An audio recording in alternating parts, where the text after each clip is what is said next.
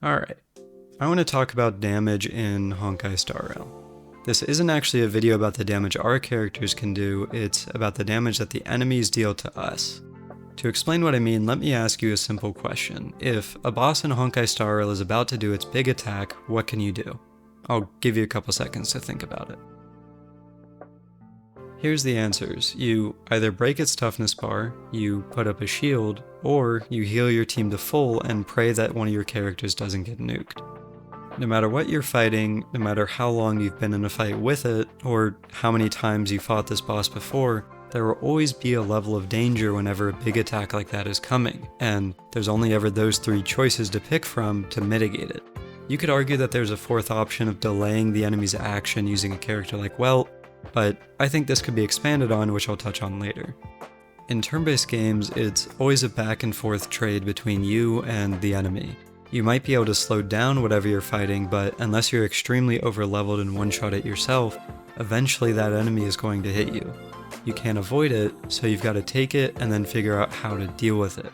The way that HSR mostly handles this is through healing and shielding, which is normal for turn-based games, but unlike other turn-based games, the shields in HSR effectively act as overhealth rather than a real shield. To be clear, when I say real shield, I mean something that would negate the damage fully, rather than how it is in HSR, where the enemy is slowly chipping away at the shield number. In my opinion, the way the shielding is done isn't great. By making the shields overhealth, what they've effectively done is increase the health pools of your characters beyond what's considered normal.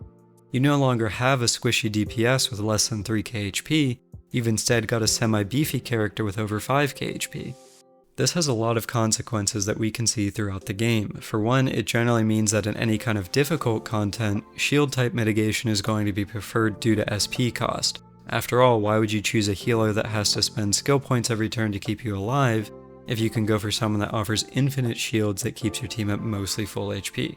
Secondly, as a result of these higher effective HP pools, the damage that enemies need to do to you either has to be stronger or quicker. You can see this already with combo attacks that some enemy bosses do, as well as the amount of attacks that others can get.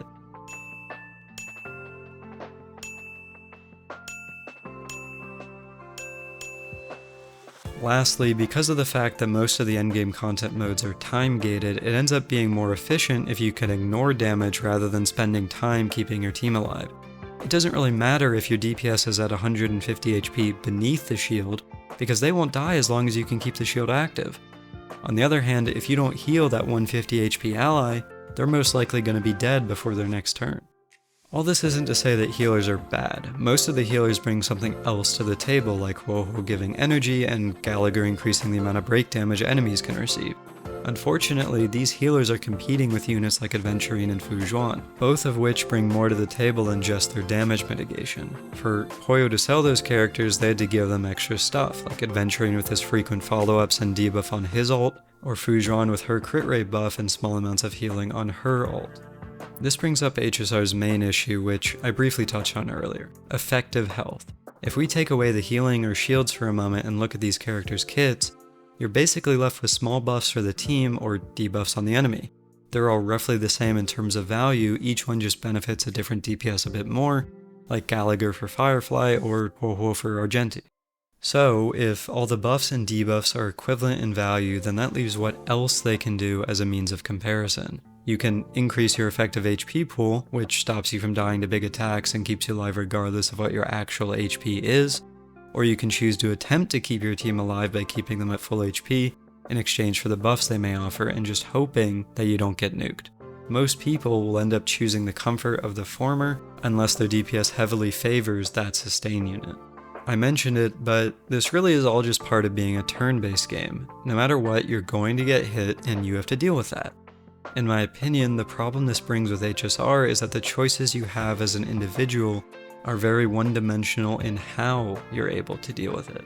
When you're facing down that big boss attack and you know it's going to kill one of your units because you chose to bring Woho instead of Adventurine, the only real option you have is to take it or reset your run. This brings me to my next point. I think that HSR could benefit a lot from having more options for ways to defend yourself. In my opinion, the one-dimensional nature of the game really is a detriment in a lot of different aspects. There's no skill expression in having the better character. It's also not really fun to only have certain characters be viable in content like High Conundrum Swarm Disaster or whatever. So, what can Hoyo do? Personally, I'd say if Hoyo doesn't want to add anything new to the game, they could just invest more in mechanics that are already in the game. For example, in the simulated universe, there's a blessing that delays the enemy action whenever you launch a follow-up attack.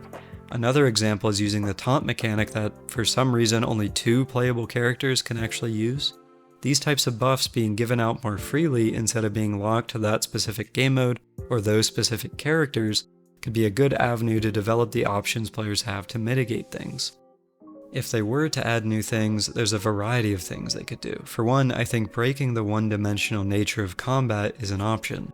If there was an option to have characters fortify for a turn instead of attacking or using their skill, that would open up avenues to stay alive for characters that might not otherwise survive an attack. Secondly, I think the way that characters are designed in the sustain or preservation role could be changed. Just because the current shields in the game act as overhealth doesn't mean that they always have to work that way. For example, Hoyo could make a character that acts as a sub-DPS using their basic attacks, but their skill is a one-turn invulnerability for whoever they cast it on. This means that at any given moment, the player has to choose between going for that extra bit of damage that might kill the enemy, or to help their team survive that attack. Lastly, I think that characters having more options to act out of turn through action advancing or something like that could be another option for sustain units. Imagine a character like Yoon Lee who parries by using her ult, but instead of using it to counterattack, they would use it to absorb damage for another unit. Right before that enemy hits your team, you could use your ult and pick who you want that unit to defend, thus mitigating the damage your team overall would take. In its current state, I really feel that Hoyo doesn't know what to do with the preservation role because they've kind of pigeonholed themselves with the way that shields and mitigation are designed. It's pretty telling that since the game launched, we've only gotten 2 new units in that class. By looking at other avenues of mitigation, I believe that not only could Hoyo break the one-dimensional nature of the game, but they could also bring in new ways to play the game in general that currently aren't feasible. One other thing I want to mention is that these sustain units are all competing for one slot in a team, and have to be useful enough to take that slot over another support unit. Most of the time they're picked due to comfort, similar to how a character like Zhongli in Genshin is picked so you don't have to dodge all the time, but by offering different ways of sustaining or supporting the team like I mentioned with that sub-DPS idea, there may come a time when you'd be able to use multiple sustains to clear harder content like High Conundrum Swarm Disaster. All this said, these are all just different ideas to enhance the sustain role. At its core, what I think the game really needs is diversity in how fights play out. If the player has to make choices more often in a fight rather than simply slapping in a random unit and pressing their skill every couple turns, then I think that would benefit the game long term and keep players more invested. Anyway, that's my rant. Thank you very much for listening. Let me know what you think about what I said in the comments below, and maybe give my other videos a shot too.